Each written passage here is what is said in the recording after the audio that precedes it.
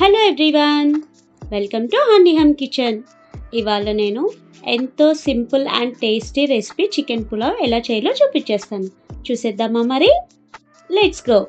వీడియోలోకి వెళ్ళే ముందు please subscribe to my channel. Hey everyone, I need your support. Please like this video and subscribe to my channel. Here are the ingredients. ముందు ఒక bowl తీసుకొని అందులో కొద్దిగా chicken add చేశాను నేను. తర్వాత కారం, పసుపు, సాల్ట్ వేసి బాగా కలుపుకోవాలి. మనం ఎంత బాగా మ్యారినేట్ చేస్తే పీస్ అనేది మనకి అంత జ్యూసీగా బాగా వస్తుంది అన్నమాట. సో ఇప్పుడు దీన్ని మనం ఒక హాఫ్ అన్ అవర్ పక్కకు పెట్టుకుందాం.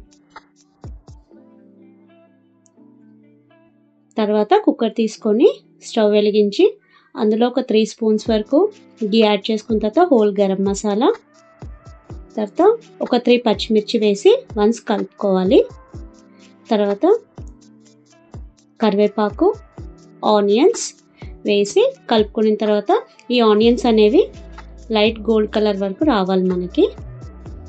సో ఇప్పుడు అల్లం వెల్లుల్లి పేస్ట్ కూడా యాడ్ చేసుకోవాలి. వేసి వన్స్ మిక్స్ చేసుకున్న తర్వాత కొత్తిమీర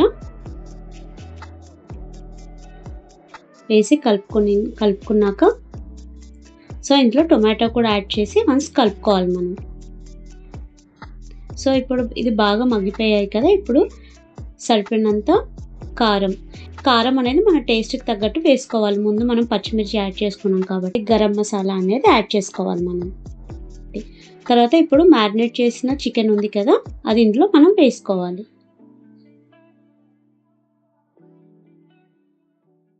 సో వేసుకొని ఒక 2 మినిట్స్ మూత పెట్టుకొని మగ్గించుకోవాలి మనం.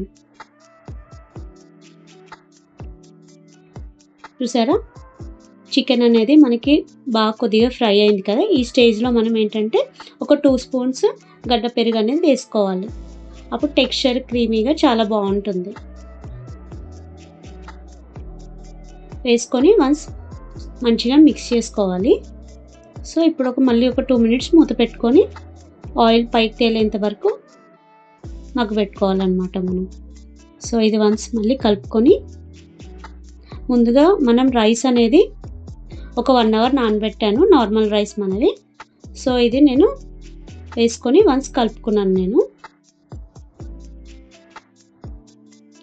సో ఇప్పుడు 1 గ్లాస్ రైస్కి 2 గ్లాస్ ఆఫ్ వాటర్ అనేది నేను ఇక్కడ యాడ్ చేస్తున్నాను నేను. సో వేసుకొని ఈ స్టేజ్లో కొద్దిగా సాల్ట్ కూడా సరిపోయిందో లేదో చూసుకొని కలుపుకోవాలి.